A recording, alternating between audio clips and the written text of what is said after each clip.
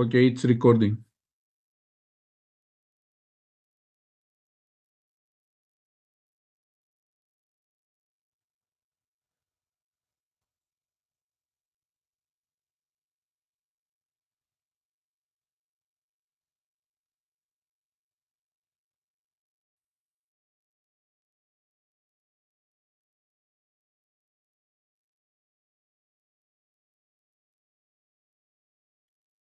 Okay, hello everyone. Uh, if you hear us, you can see us.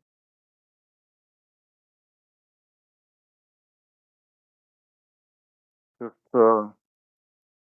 text in the chat, please.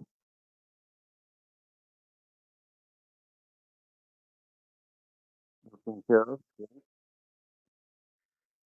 Okay, we're gonna wait 1 or 2 minutes just to uh, for the other.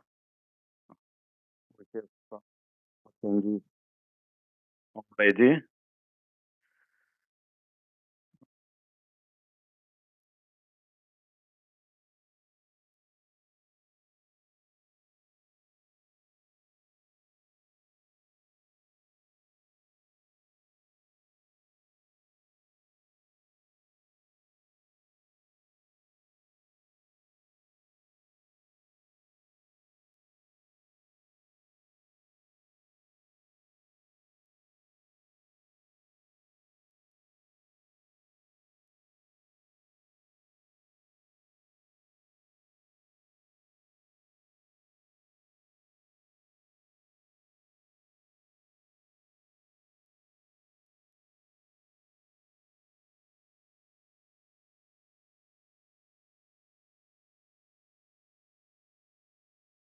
Okay, I think we can start, and when the other login, they will continue with the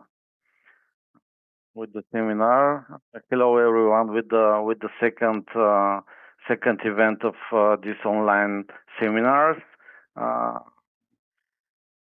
you know from the previous event, I sent to all of you invitation for the Facebook group, for this closed Facebook group, when we can discuss, and when we put the records, and the presentation from the seminars. Today we have uh, two new participants. For them and for all of you, so how to use, we will explain how to use captions and translations. There is a menu in the bottom of the page. It's called Show Captions. You can turn it, and there is another pop-up menu there. It's the first one. It's translation. If you turn it on, you can choose what language you want to use for the live translation. You can choose from a lot of languages, for Romanian, Greek, Spanish, but this is no Bulgarian in this Zoom setting, so the Bulgarians can use English subtitles, or which they prefer. Um, so 12.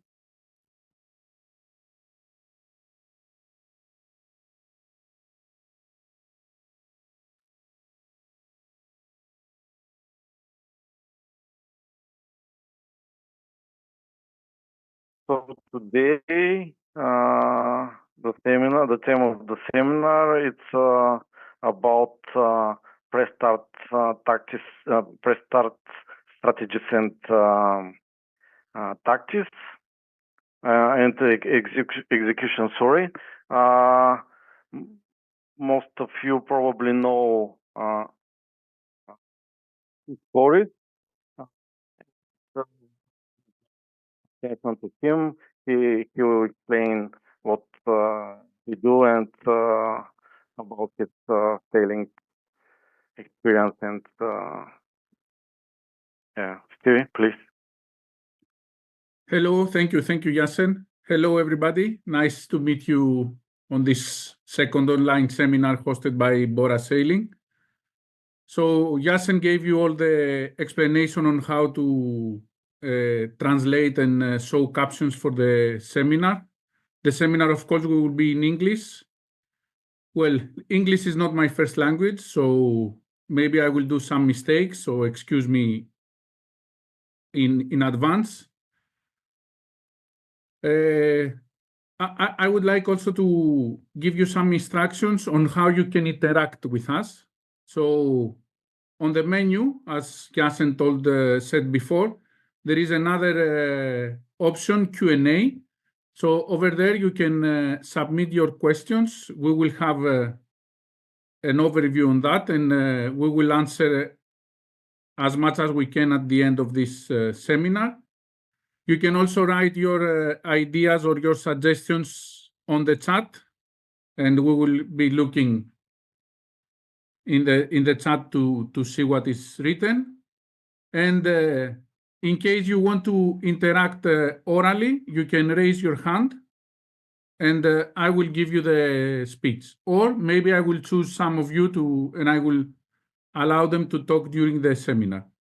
I will try to do this presentation as much as interactive as I can. I know it's not easy through the web.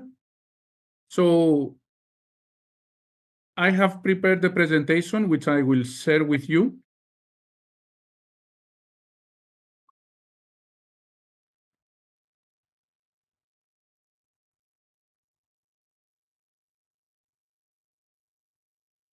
Can you see the presentation or not?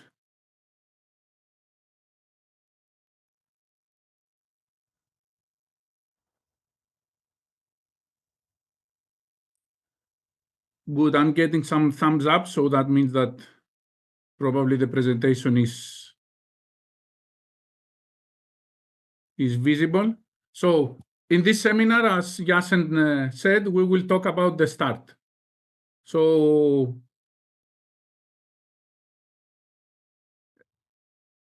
before we start, I would like to say a few things about me for whoever doesn't know me. So I started sailing at the age of 7, first in the Optimist class, and then I passed to the 420 and the 470 class. Then I had to stop with dinghy sailing because I had to study. And I have a degree in veterinary with specialization in orthopedics for pets. I studied in Naples, and fortunately there, I was introduced into the amazing world of match racing. And I also raced a lot in ORC and IRC boats and one design boats. Currently, I'm involved with umpiring and judging a lot. I'm an international judge certified by World Sailing. And most of my time, you will find me in some event around the world, judging or umpiring. I'm also a rule advisor, and I work in the last 2 Olympic Games for the Greek team during the Tokyo Olympic Games and the Hong Kong Olympic team in Paris 2024. And when I have some time, I'm still an active sailor, and I sail mostly in match racing. However, this seminar will not be about match racing. We will focus mostly on fleet racing, and that means one design racing, dinghy racing, and offshore regattas.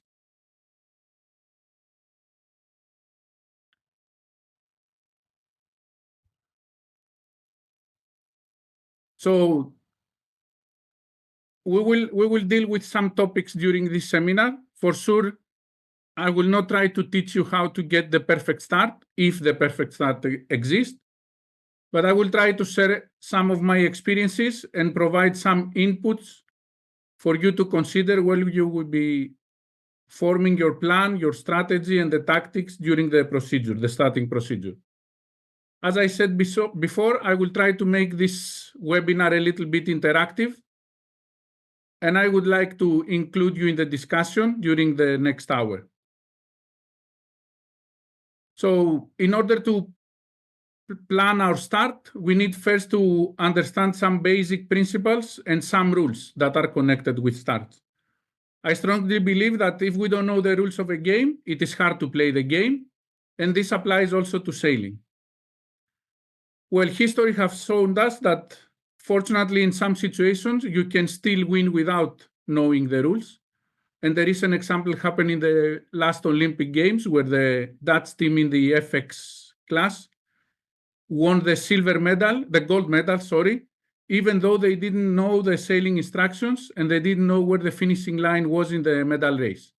So they finished in the wrong finishing line. They lost some time and then they corrected their error and they finished correctly. And fortunately for them, it didn't cost them the medal. So my suggestion is to know the rules and not to take unnecessary risks. Then during the next hour, we will discuss what is the difference between tactics and strategy during the starting procedure and the importance of time and speed. There is no good in being where you want to be on the starting line, but without any speed, or even worse, there is no good if you are so fast and you arrive at the starting line so early that you have to cross it before the starting signal and be over the line. That would be a disaster for you and for your race, even before the race begins. And finally, I will try to share my experience on some starting techniques, some tips and drills for exercising and for practicing, and then we will have a Q&A session. It is redundant to say that a good start is a big step to a good race. I believe that even if you have a perfect start, this does not give you automatically the win to the race. The start is just a step to the whole race, and it's only a small part of it. However, when you have a good start, it's good for you because you are able to sail your own race and implement your pre-race strategy. You will be on a clear lane with no dirty air. You will be able to execute your first leg tactics, and you will be able to avoid congestions of other boats and bad spots of bad air or no air at all. On the other hand, when you have a bad start, your tactics are dictated by the other boats. You will be constantly looking for clear air, and usually you will be sent to the side of the race area that you don't want to be, and you will end up on the wrong side of the course. So later on during this seminar, we will enter in detail on what we are looking during the start, but speed, being on the line at the starting signal, and being on the correct side of the line are a good signs of a good start in general.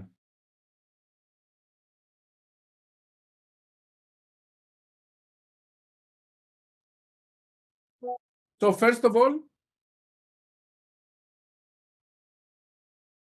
we will go through some fundamentals, and in this part we will go through some basic terms and rules that apply at the start, but not the rules that apply between boats. We may deal with them later on, and for sure we will deal with the rules in 2 weeks when we will have the next seminar about rules. Here we will deal only with, let's say, what is the administrative part of the start. And the first thing that we need to know is, when does a boat start?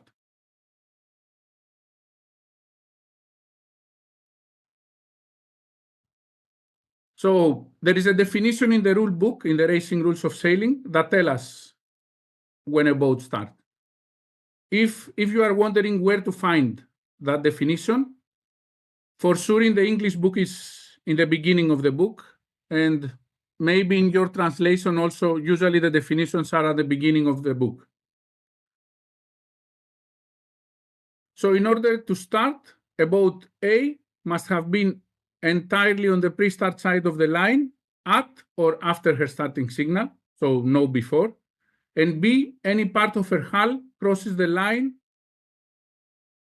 So in order to start, only your hull needs to cross the starting line. And this is important also for boats that are being monitored as being over the line early. It's only the hull. It's neither the equipment nor the crew.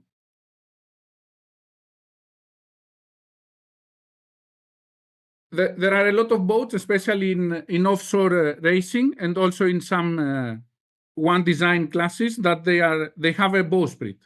So what happened with the bowsprit? Is it part of the hull or not?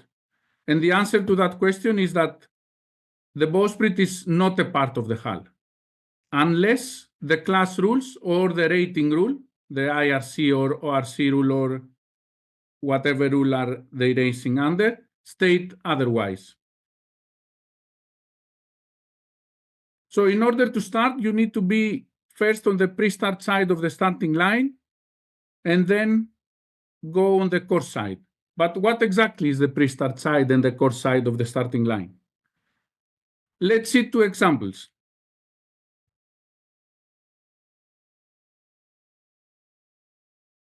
So the first example is pretty straightforward. It happens in, let's say, in windward-leeward courses. So there is a starting line, a mark number 1 to windward, and then probably a gate or a single mark to leeward again. So this is pretty easy to determine the course side of the line and the pre-start side of the line. So the course side of the line is the side towards the first mark.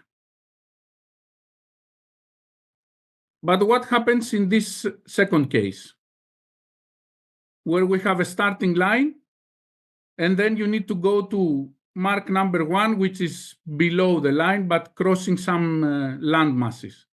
How can we determine which side is the course side and which side is the pre-start side? So in order to do that, we need that race documents that last week also Rocco talked about. And this race document is the sailing instructions. So the sailing instructions and the notice of race of an event are documents that are rules.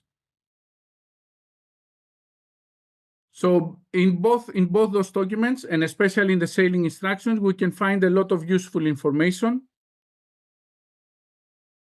And both documents are supposed to contain different kinds of information that are useful for us.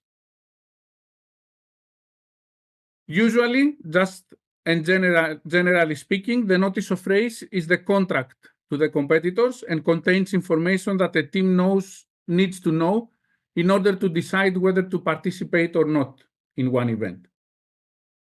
The sailing instructions contain information about how the races will be run, how the scoring will be made, how the lines, the starting line and the finish line are defined, and a lot more.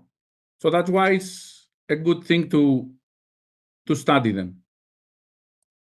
So I have here a picture of a sailing instruction from an event that you can see that is clearly defined what is the starting line and on which side is the starting boat and which side is the mark. So by knowing on which side is which, you can easily identify the pre-start side of the line and the course side of the line. The same goes to an offshore regatta. So this is from the Sydney-Hobart race, one of the most famous offshore racing events.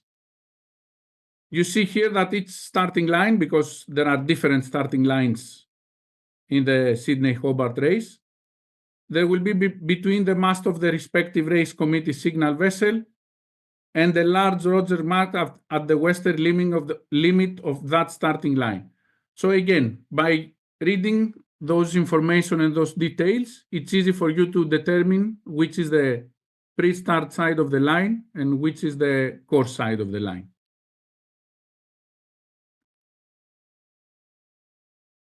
Finally, there is another kind of start that is not very usual, very often to see, but it's very spectacular.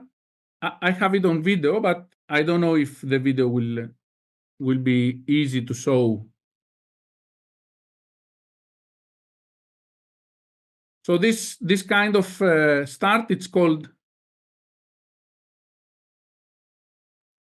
the rabbit start, and it is used in some events, especially in high-speed events, where there is a rib running across the starting line, and the boats can only start behind the rib running that line.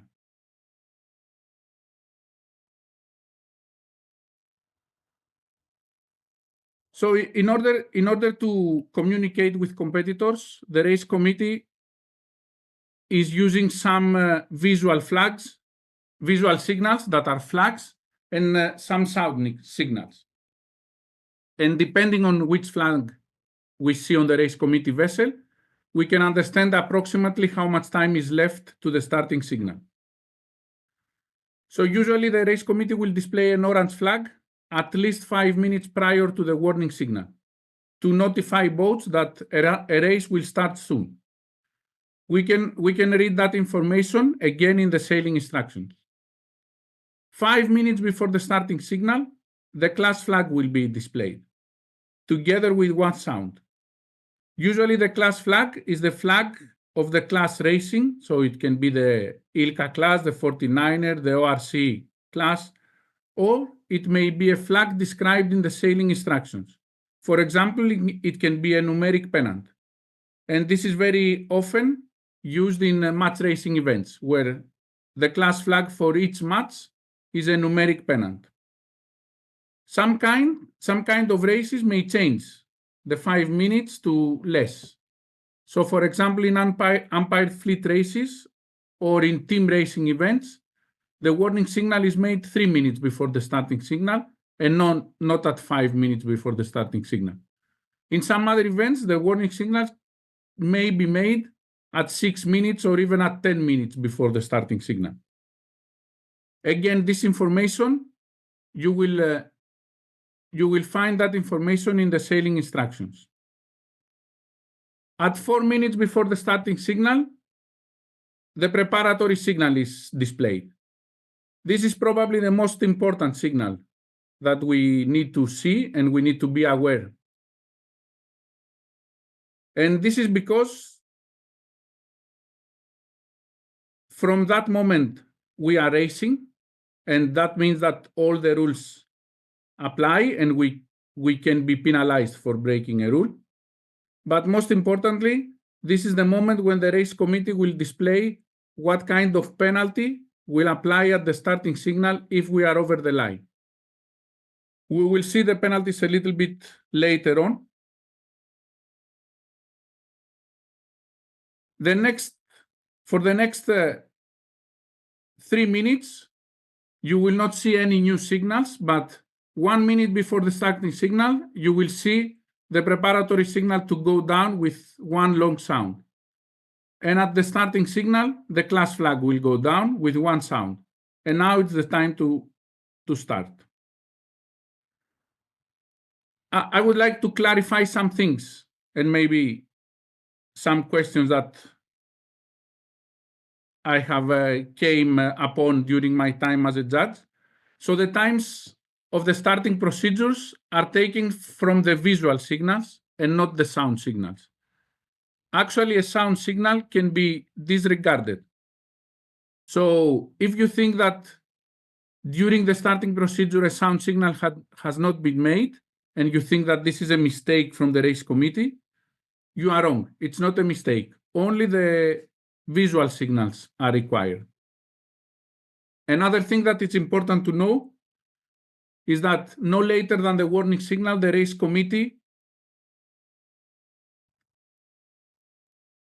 Okay, so Javor has a question. Let me pass the microphone to Javor. Javor. Hello, it's a pleasure to be on this seminar.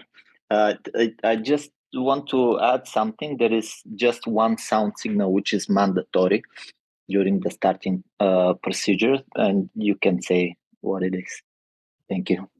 Actually, there are two, and I will deal with them as soon at the end of this slide. It's not part of the starting procedure, but it's the general and the individual recall. So for those signals, the sound signal is mandatory, and also for abandoning a race.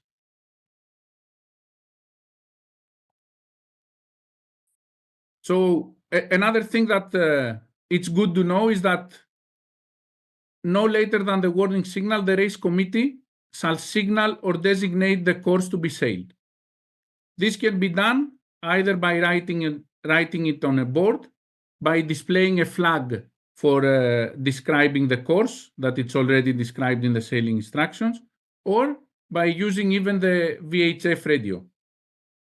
So usually in dinghy racing, the race committee is using letters and numbers on a board to designate the course, like O2 for outer trapezoid course, inner for inner trapezoid course, LR for windward-leeward course, and etc.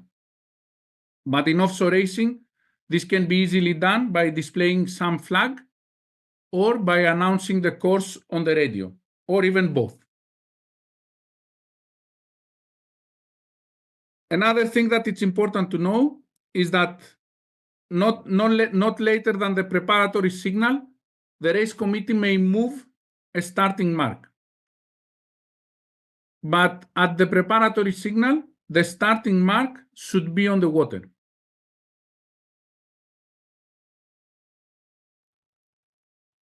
However, there is no requirement in the rules for any of the other marks to be on the water at any time or at a specific time. For example, the windward mark can be laid even when the boats are 50 meters away from it. What is important is that you have the information, maybe the bearing compass or the position, the GPS position of the first mark. But there is no rule that dictates to the race committee that the first mark needs to be on the water. So here you can see a typical race committee vessel during the starting procedures. There are a lot of flags. So as we said, the orange flag, usually below the orange flag, you will find the class flags. And this is because the orange flag determines the one end of the starting line. So the class flags need to be there. So when they go down, we need to be exactly at the line to have an accurate sighting of the line and to monitor boats that maybe are over the line early. If the class flags are not in the correct position, so imagine that the class flags are at the stern of the boat and they are 10 meters behind the orange flag, maybe it will be difficult for the race committee to identify boats over the line. And this gives the chance for getting redress if you are identified over the line wrongly.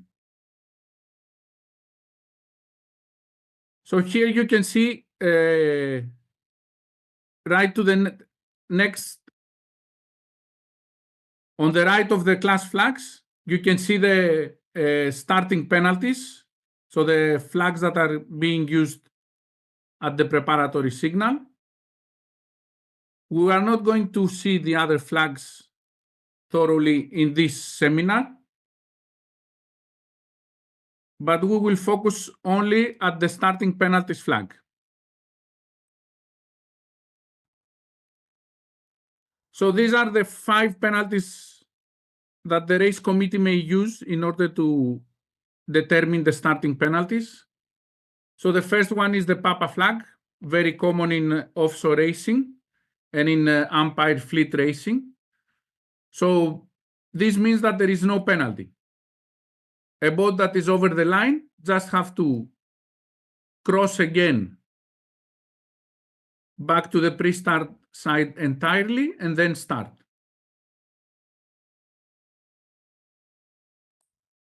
The India flag, if you are over the line within the last minute before the starting signal, over the line and the extensions of the line actually, during the last minute before the starting signal, then you need to sail around one of the ends of the starting line, as shown in the diagram. So you can sail around the pin end, or you can either sail around the race committee boat.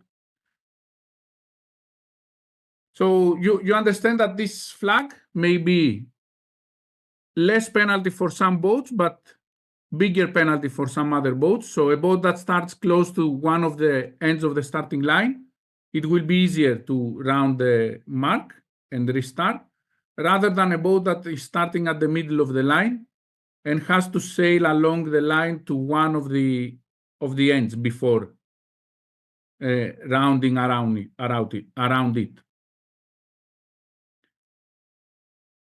Well, thankfully, this flag is not being used anymore very often.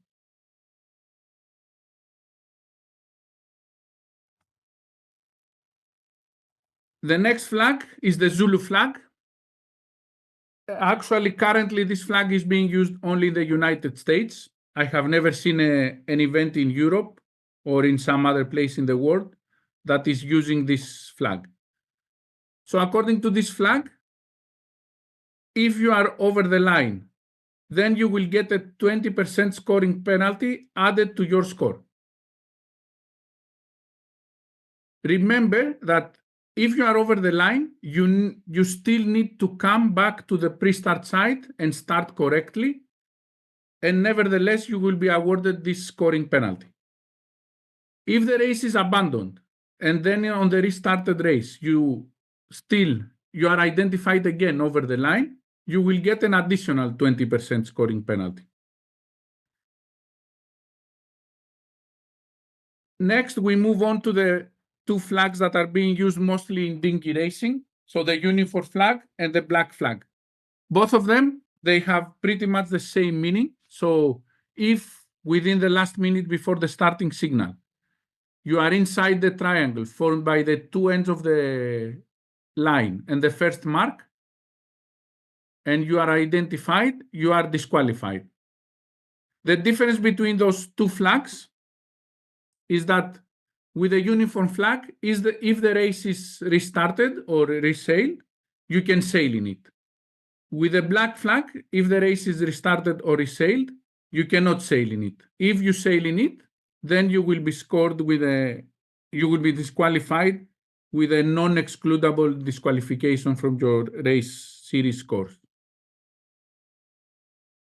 Finally, in some big offshore regattas, there is a development rule that is being used for an alternative penalty. So for this rule to be in effect, it needs to be stated in the notice of race. So what is actually this alternative starting penalty is that when a boat is OCS, she does not have to come back and start, but she will receive a penalty defined in the notice of race. The penalty can be a scoring penalty, a time penalty, or even some penalty turns. As I said before, the difference between the Zulu flag and this alternative penalty is that with the Zulu flag, you still need to come back and start. If you don't, you will be scored DNS. With this development rule, you don't have to come back and start. You will just get the penalty.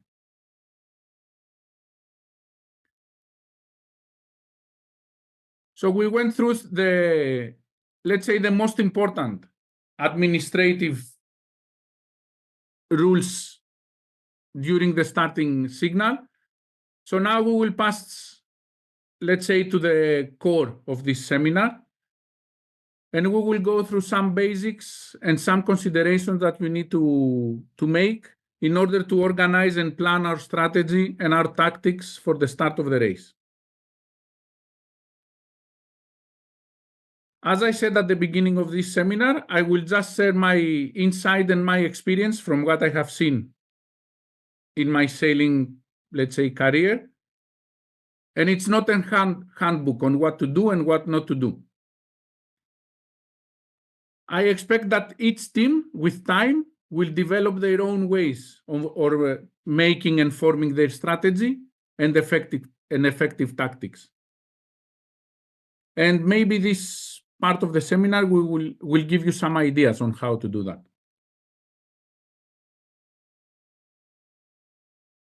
So this, I would like to make this part of the seminar interactive. So if you have any opinions or any experiences that you want to share with us, please raise your hand and I will allow you to talk and share your ideas with everybody. So first of all, in order to make some consideration, we need to understand what is the difference between tactics and between strategy. So strategy is a more generic term that is referring to the whole race and how we approach the whole race. It does not include only the start, but also the upwind and the downwind leg or whatever legs they are described in the race. So strategy are all those considerations that we have to make in order to sail the race as fast as we can with less distance covered. And it is based on our observation on the weather, on the race course, the performance of our boats, for example, choosing the right sails. And of course, the starting procedure is part of those considerations. On the other hand, tactics are the maneuvers that we choose to do in order to follow our strategy. So they mostly depend on the moment. For example, the presence of other boats, a wind shift, the rules, or direct opponents. So what we need to consider?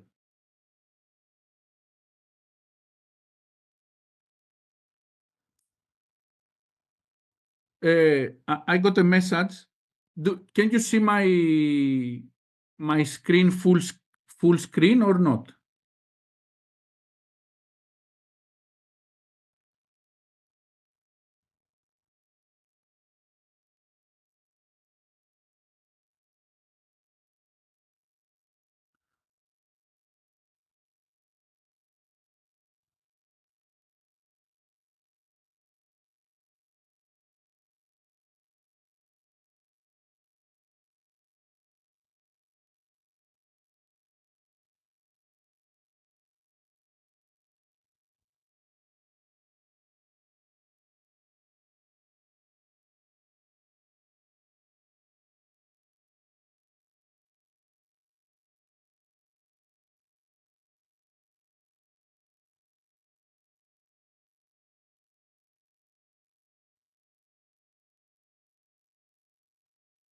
Okay, so I understand that it's a browser window. Okay.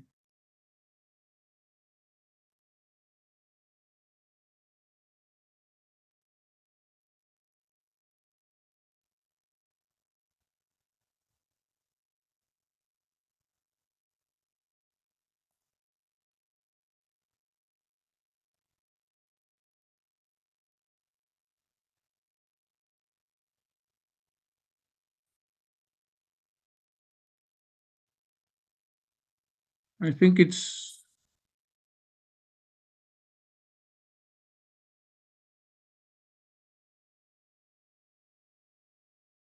okay. So you see perfect. So probably it's a problem.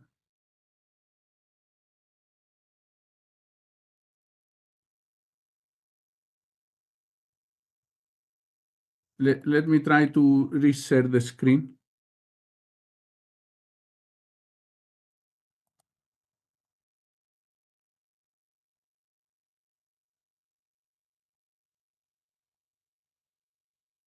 So now is it better?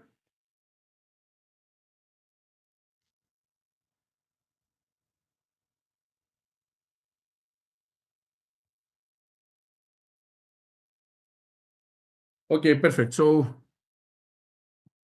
let's continue. So in this part, as I was saying before, is that we are going to see what we consider for our strategy, what we need to consider for our tactics, how to determine the favored side of the line, what we will do during the 4 minutes, the 5 minutes of the pre-start, and some crew communication.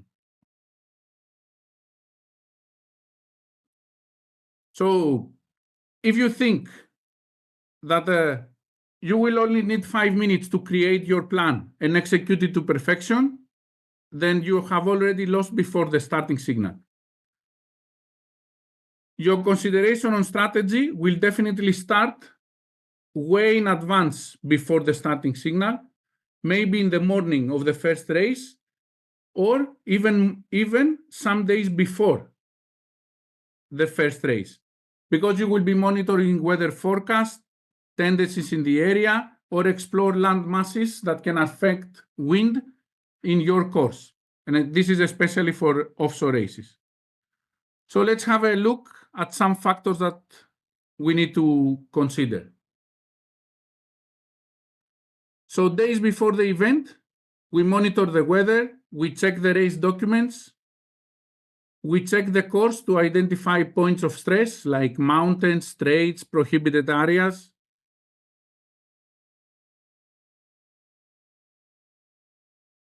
So the best way to deal with all that and with all those key points is to have a checklist. I think Rocco last week entered in detail in that subject, so I'm not going to do it again. So, but I need to point out that everyone should have their own checklist and I strongly believe that all of them, if we put them in comparison, they will be pretty similar. So what should we look in the days before the event? So we need to check the typical weather conditions for the time of the year that the race will happen. So that means probable sea breeze or any gradient wind that is predominant, any land effect like mountain straits that we said before, patterns of wind shifts, and temperature of land and water. Well, thankfully, we can find a lot of information in those softwares about weather forecasts that exist. Most of them, they have a pretty detailed weather forecast and a good history of weather forecast in almost all places around the globe. So you can get a lot of useful information from there. Another thing that you can find on those softwares is current or tides. So we can identify if there are any currents or tides in the race area, the direction, if there are any areas of relief, that means that any areas that the current is less, or if there are any rivers near the race area that will affect the speed of the current.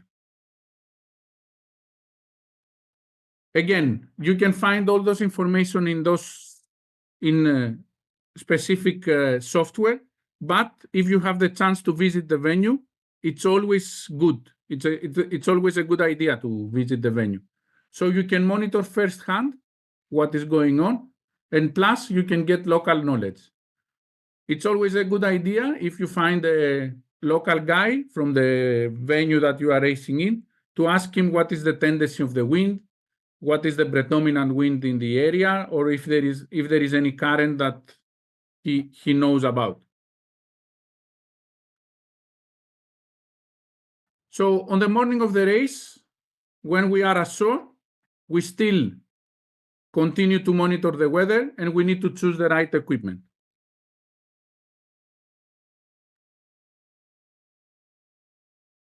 Again, I think last week, Rocco dealt on how you prepare your crew and the boat.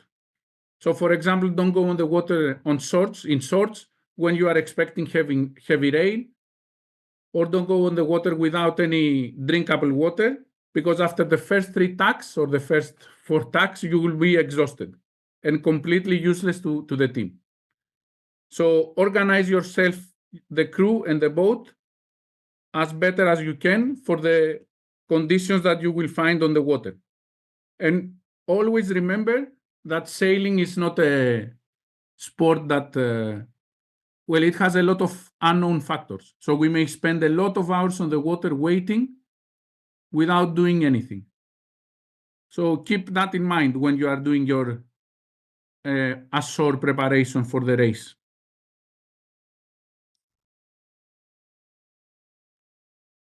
So again, while we are ashore, let's check again the weather for the last time, or one of the last times, because we will keep monitoring the weather also on the water, and choose the right combination of sails to carry with us. Especially, well, this is for offshore regattas, that you can carry more than one sail with you. Or you can use, in some one design racing, that you can use sails that are made from different material. For dinghy racing, we can also use that information, but not to choose our equipment, but in order to rig and to tune our rig to the conditions. So position of the mast, the rake, headstay station, tension, and all those details. Create an initial plan based on the information that you already have. Remember that this is not your final plan, it's just an initial plan.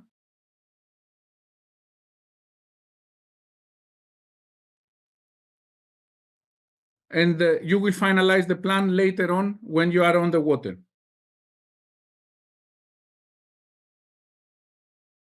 So then go out on the water. Go out on the water and on the race area as early as possible.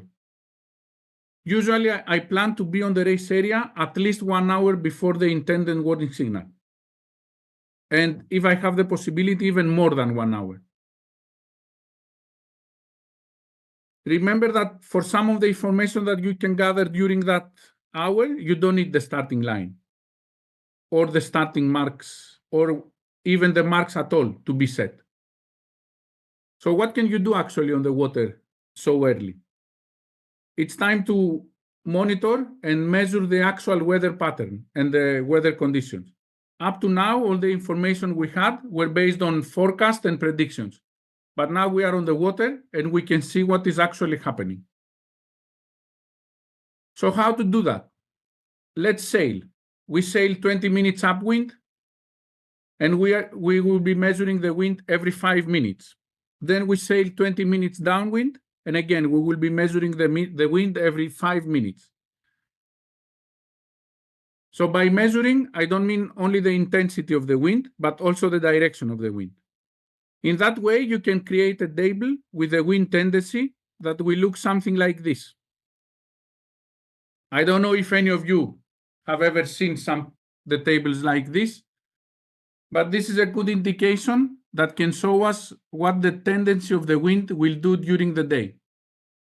So on the graph on the left, we can see an oscillating wind, but with a tendency of a persistent shift to the left. And on the table on the right, we can see an oscillating wind. So what we do is we sail on port and on starboard during our trial sails, and we measure the wind both in intensity and direction on port and on starboard, and we do graphs.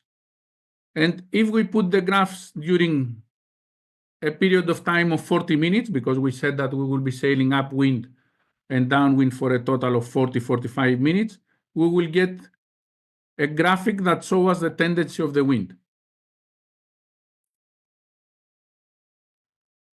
Well, in big offshore boats, it's easy to gather all those information using the instruments on boats.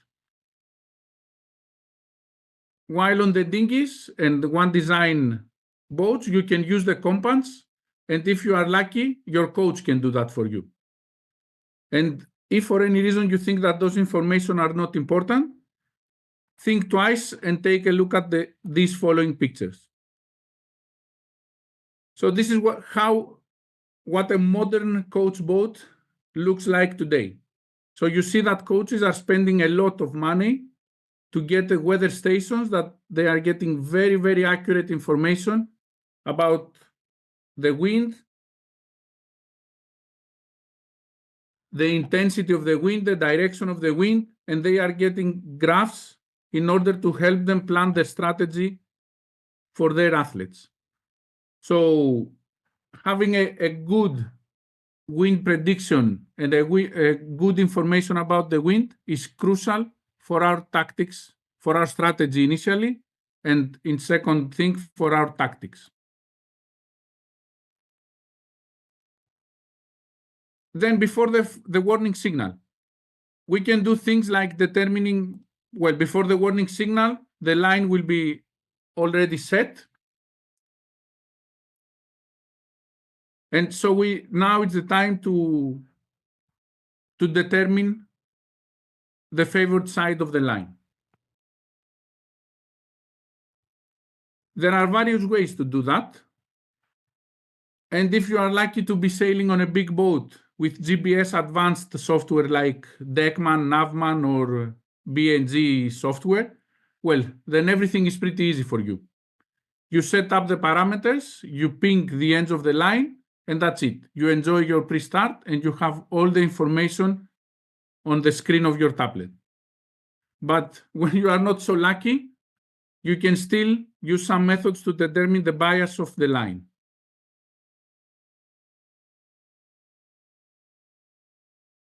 Let's see some methods. The easiest way to determine the favorite end of the line is just to shoot head to wind in the middle of the line. And in an ideal world, the both ends of the starting line should be at the same level and perpendicular to the wind. However, in reality, it's never like this, either because the wind is shifting and the shift gives some bias to one or the other end of the line, or because the race committee on purpose gives some bias to one of the ends of the line. This can be done for various reasons, like if there is current present in the race area, or the wind is shifting at the top of the course, or if the race committee decide to do so because the line is so big and they want to control the line better. So by giving bias to one or the other side of the line, they are actually gathering a lot of boats on that side and they can control the line easier. So the advantage of this technique is that it's very quick, so we can do it several times during our during the starting sequence, and we can do it also during the last 5 minutes to the starting signal. But there are also some disadvantages. So the biggest disadvantage is that this system is not accurate. It's not accurate enough, especially when the line is long, and when there are boats that are passing to windward or to leeward or around you, and they are giving you bad air. And this system is not working when your perspective of the line is not your strong point. So if you cannot judge which end of the line is higher, then don't try to do that system. Another tip for you to consider is when you are trying to find the favorite end of the line using that method, approach head to wind from starboard tack. So in this way, you have the right of way and you will not be risking breaking a rule. There are other methods that can help us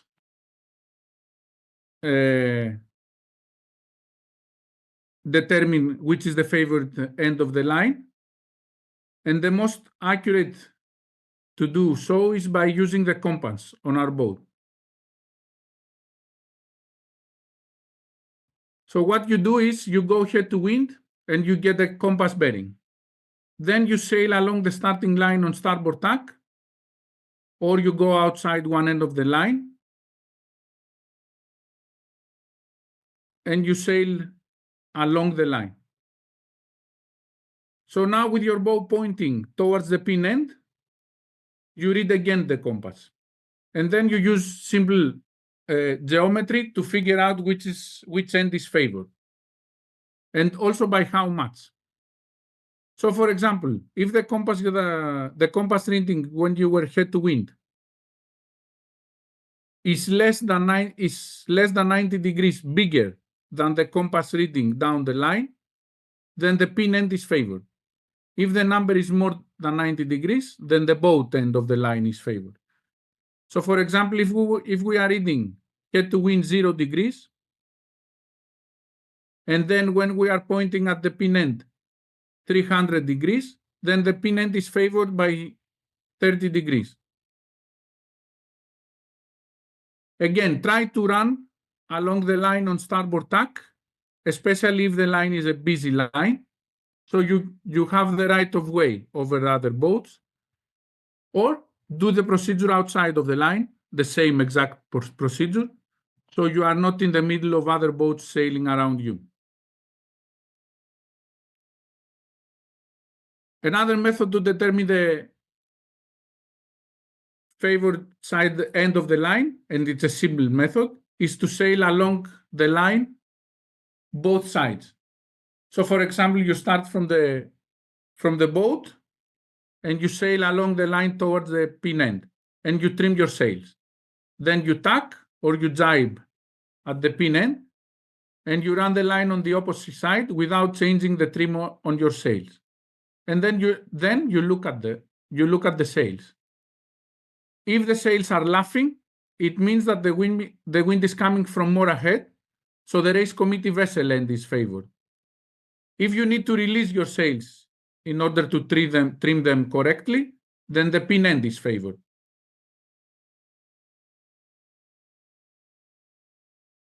This method is also very simple to do, but again, it lacks accuracy.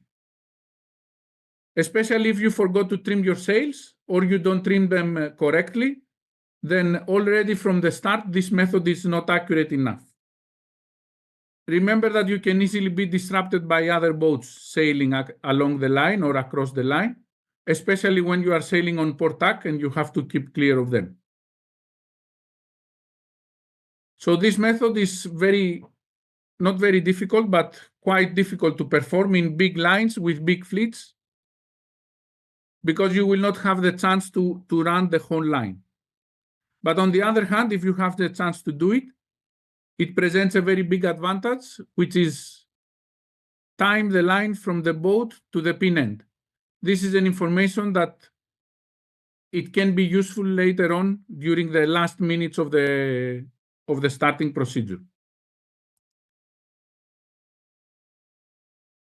Finally, if you are lucky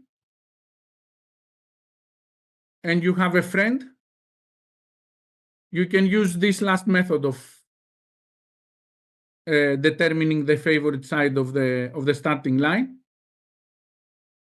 This method is very, very common in dinghy racing and in one design racing when the boats are equal.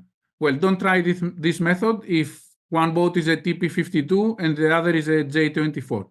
It's pretty obvious that you will not get true findings. But if the boats are same, equal, then have one boat start from on starboard tack from the boat end, and one boat start on port tack from the pin end. Sail fast, and then you will see the first crossing. If the port tacker crosses ahead by 2 lengths, that means that the favorite end is the pin end, and you know also by how much. The pin end is 2 boat lengths higher than the boat end. However, you need to keep some things in mind.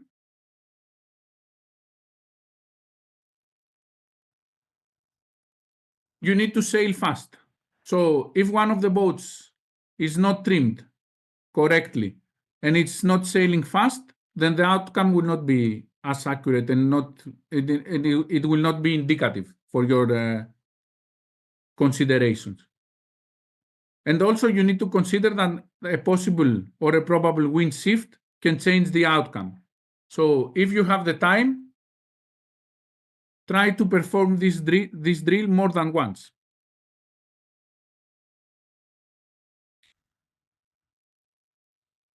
And there is also a last method that can be used in dinghy racing or in one design racing, but not in offshore racing. And this is the less accurate from all the methods, and it needs a lot of experience to see what is going on. So this method is, you can watch the other boats that have started before you, and you can see which boats, so the boats that are started close to the boat end of the line, or the boats that have started close to the pin end, are pointing their bows higher. So the boats that are pointing their bows higher are the boats that are sailing in a better wind condition and in the favorite end of the line. So now that we have all the information we need, we can form our strategy. And then we need to execute the tactics during the pre-start in order to follow our plan. It's not easy, but by knowing the favorite end of the line is one of the most critical things to know during the consideration for our tactics and for our strategy. Even though it looks like a small thing, and you may think that the race is long and you can still recover, the truth is that, yes, you may recover, but whatever you can gain is better for you. And as we said in the beginning, having a good start is let's say, a big part of the race, because then you can determine your own tactics and your own strategy during the race. And in the end, remember that who is winning the races is not always the fastest one, but is the one that is doing less errors. So let's look what a biased starting line means. So a biased line means that the favorite end is closer to the wind, and therefore there is an advantage on that end. The longer the line and the bigger the advantage it is. And can we quantify this advantage? The answer is yes. So imagine that a 10 degrees difference between the two ends of the line means that the advantage is 25% of the length of the line. So if we want an example with numbers, a starting line of 200-meter longs with a 10 degrees difference between the two ends will be, the difference between the two ends will be 50 meters. So you already can see how big is that difference from one side to the other.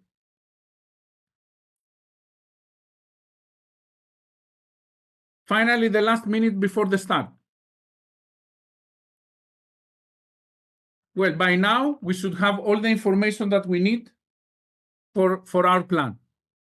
If we don't have all those information, then it's already too late for us.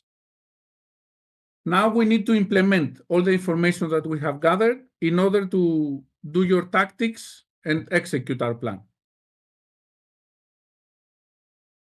So first of all, we need speed. Speed is of major importance during the last minutes before the start, and especially at the starting signal. You cannot do anything without speed. Try to always have speed unless you want to slow down on purpose or you want to stop by choice. And it's imperative that you start your race at full speed. If you don't have speed at the start, it will be a disaster for you. You will be slow, you will be in dirty air, you will be watching the other boats pointing higher than you, and most probably you will try to match them. And believe me, those are the moments that are creating a lot of stress and a lot of nervosism on the boats, because you will not be able to do the same. the more you will try to point and match them, the more you will slow down. So when this happens, and I can guarantee you that at some point it will happen, don't think about the other boats. The only thing that you need to think about is to find a way to sail into clear air, even if that means that you need to tack behind the whole fleet. You will lose less by doing that and find your clear air where you can accelerate and get back into the race, rather than staying behind all the boats for a big part of the race, especially after the start. The thing is that after the start, there are a lot of boats around us, and this creates a big wall in front of us. So if we are behind that wall, we will not have enough wind to gain any speed, to accelerate, and then to be able to follow our tactics. The second thing that we need to consider and we need to practice is time to distance. Time to distance is very important. You need to know your times. Either you are sailing a big offshore boat or a small dinghy Ilka.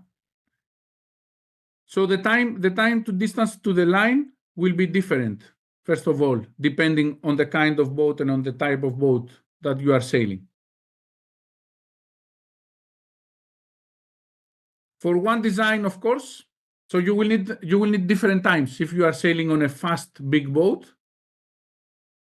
to reach to the starting line, and you need a different time if you have a smaller offshore boat to reach to the starting line. If all the boats are equal, then well, the times are the same to reach the starting line, but it will make a huge difference because you will know when you need to put your boat down and accelerate the boat in order to start at full speed.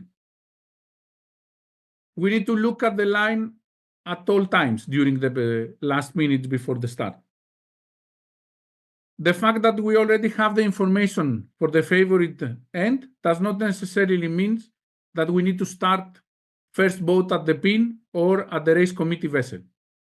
Monitor the line and see what is going on. So if you see a group of boats gathering at one end of the line, don't try to get into the fight. Avoid that spot. Most probably what will happen is that those boats will fight between them for the pin end or for the race committee vessel. They will slow down, and usually only one or a couple of them can emerge at full speed. The rest of them will be slow and in dirty air. So it doesn't worth the risk to go and be into that fight. Consider starting a little bit to the right of them or a little bit to the left of them.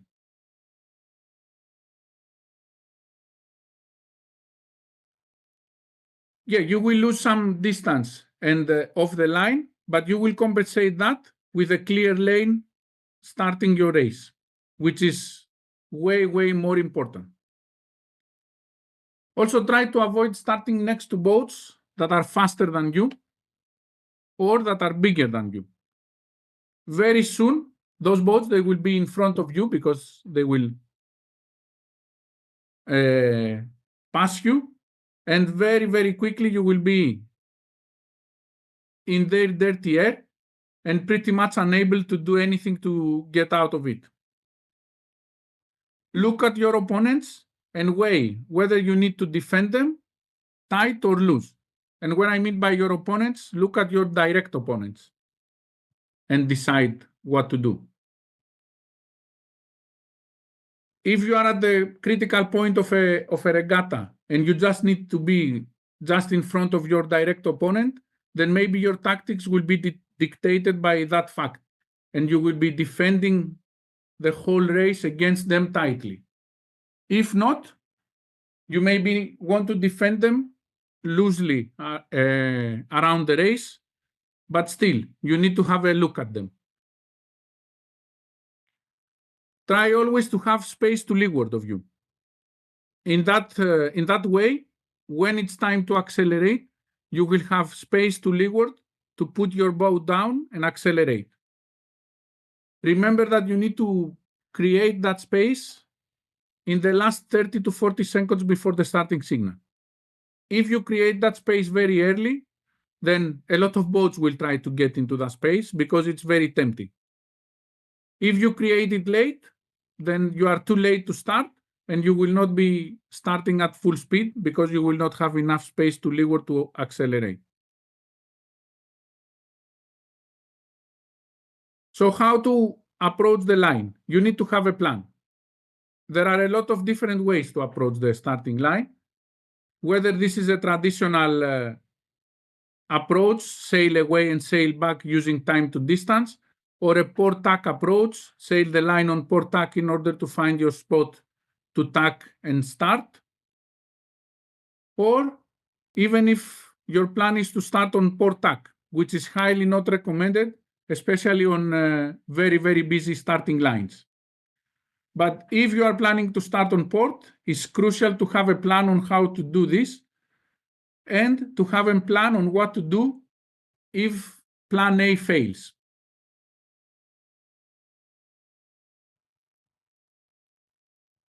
Another thing to consider on how to approach the line is the type of boats that you are sailing. So you will never be stationary, waiting stationary on the line for 2 minutes if you are sailing a big offshore boat. But you will do it, of course, with a dinky boat or sometimes with a light one design boat. So depending on the kind of boats, you need to plan whether you will be stationary waiting for the moment to accelerate and start, or if you need to measure your time to distance in order to start at full speed on the starting signal. Approaching the starting line, you need to be aware of the rules that apply between boats. There are a lot of clear rules that apply, like port starboard or windward leeward, that it's easy to identify. But there are also some rules that are not so clear. So you need to study the rules, or at least you need to have one on board that can give you information on the rules. For example, the rules that are not so clear is when you acquire the right of way or you change course as a right of way boat. In both situations, you need to give room to the other boat to keep clear. Also remember that there is no proper course before the starting signal. So that means that there is no rule about proper course. And this is rule 17, if you are wondering for the number. And finally, remember, and this is the most difficult thing about rules that you need to remember in a busy starting line, that a boat racing that has right of way over other boats that are sailing towards her is an obstruction to those boats. So you may have or you may be entitled to room to pass that obstruction. As I said before, we will dig more into the rules in the next seminar, so I will not get into any details about the rules that apply during a busy starting line. And finally, you need to be able to change your plan or your tactic if needed. Because even if you have planned anything to perfection, then things may still not work. So be ready to reconsider at any time. Imagine that this can happen not only because something went wrong, because you did a bad maneuver or a bad tack or you didn't manage to find the spot, but also, let's say, a wind shift may come or something different may happen in the racing area that can cause you to change your tactics at the last moment.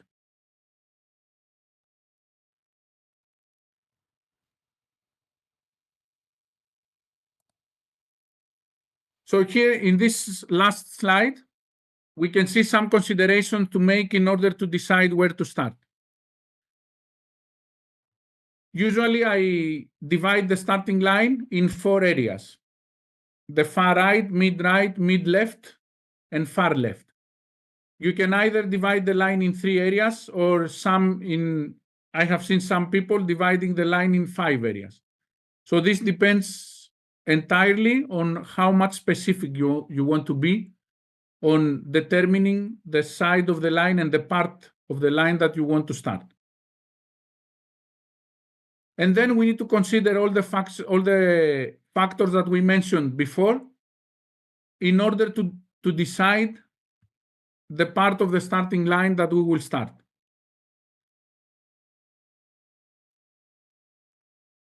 So in this consideration, we only consider the wind, the bias of the line,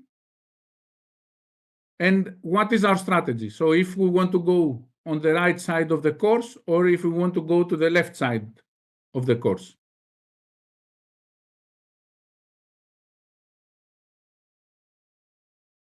The last thing that I want to add is that remember always that the boats are not sailing by themselves. So it is crucial for the boat.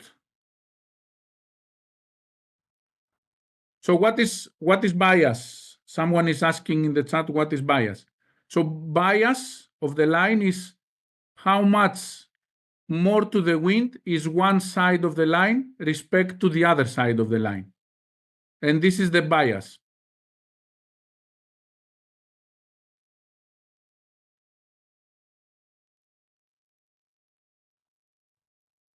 So coming back to what I was saying is that always remember that you are sailing the boat and the boat is not sailing by themselves. So we need a crew that knows what to do and when to do it. And another thing that is crucial is that we have a helm that is trusting the crew. So, and I think Rocco last week went very deep into detail. Appoint people on the boat to do various tasks, like keeping the time, the distance from the line, watching the other boats, watching the wind, gathering information and transmitting those information to the people responsible for the tactics or the strategy. It is useless to have one person at the stern of the boat trying to measure the distance to the starting line. Of course, the measures will not be accurate enough. It's better if we have one person at the bow of the boat to do that. As the helm, don't try to do everything yourself or to double check every information that you receive from the crew, if it's correct or not. If you need to do that, then you have the wrong crew on board. The only job of the helm is to sail the boat at the maximum. And when I mean at the maximum, I mean at the maximum speed. So choose your crew, have a plan on the roles and the duties of everyone, have a checklist of the things that you need to consider, and create a communication code that is common to everyone. And most of all, that is understandable by everyone. And finally, you need to train to create affinity with the crew and enjoy the race. So with that, I think we came to the end of this seminar. And I would like to thank you all for your time.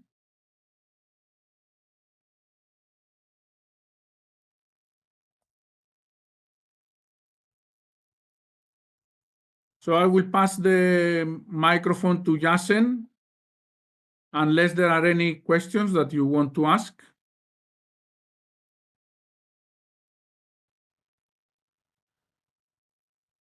Yasen, can you hear me? Hello. Can you hear me? Yes. Hello. I'm here. I don't see some Q&A. Does someone have some questions or?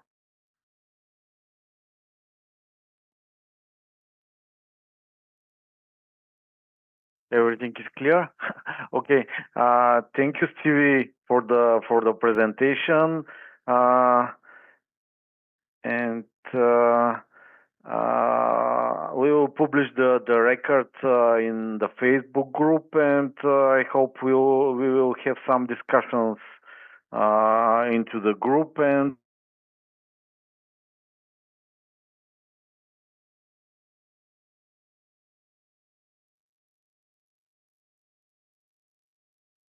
So probably we lost Yasen.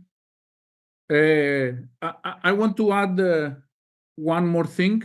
So in 2 weeks' time, well, first of all, next week, Rocco will be discussing about trimming for speed, which is also a good topic. And in 2 weeks' time, we will have a rules seminar. So I would like to invite you to submit your questions about rules that you want to clarify.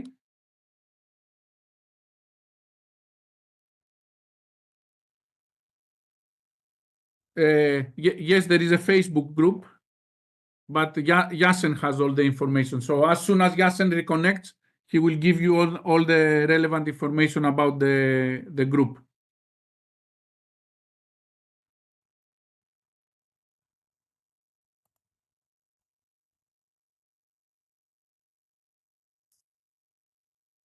So I will ask Yasen to give an email so you can send all your questions about rules. Either this is a racing rule or a class rule or a measurement rule or whatever you want to discuss.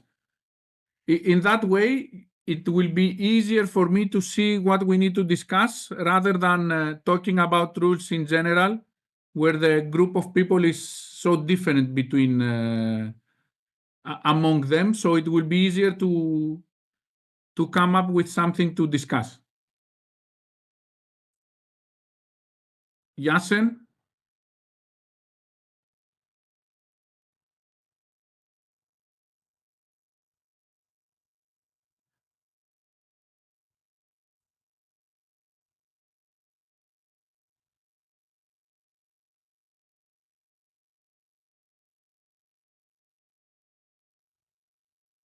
Well, someone is asking if there's going to be any topic about match racing. Maybe we can organize one of the topics to be about match racing.